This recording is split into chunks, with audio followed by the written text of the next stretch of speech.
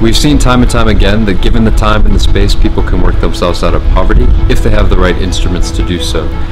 Part of that set of instruments are financial instruments. Imagine your life if you didn't have access to any emergency funds. Imagine your life if that instead of saving, you had to store money in a hole in the ground.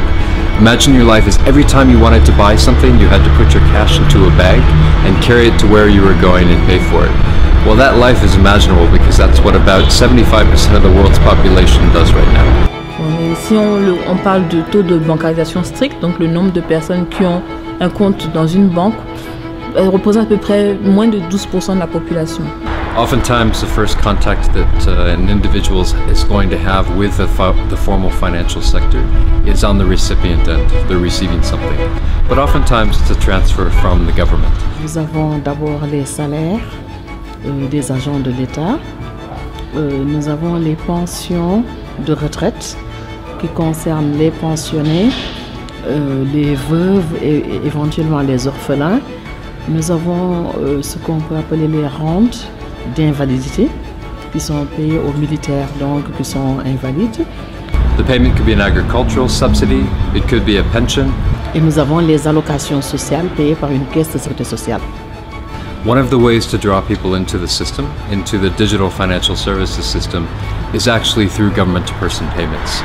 Also, in terms of public works programs, at the moment they're being paid in cash, but there is discussion at the moment to try to digitize those payments. Now, instead of talking about building branches, sending staff, putting out cash into rural areas to reach the population, actually now you can reach them by what they're holding in the palm of their hand. So interestingly, in the case of South Africa, they've done an amazing job in terms of bringing people into the financial system by using government-to-person payments. The system at SASA, the system is very good. Maybe as a country, I have learned a lot. The feedback as well from the beneficiaries seems to point to the same thing.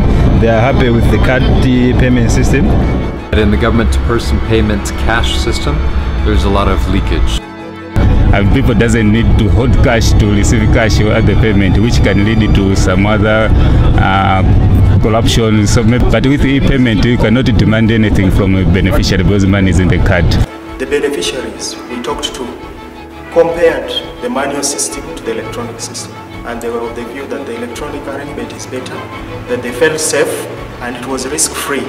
Because if you are given cash at the end of the day, the risk of losing it is there. L'autre chose qui m'a marqué aussi, c'est que j'ai pu avoir l'occasion d'interviewer un des bénéficiaires qui est venu spécialement pour ça.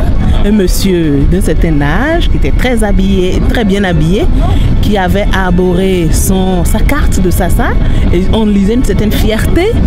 If we get this right, we have the opportunity to add not 5, not 10, maybe 15, maybe 20% of the adult population to the financial sector in these countries. And that would mean making more progress in the next 2 to 3 years as far as financial inclusion than we've made in the past 40.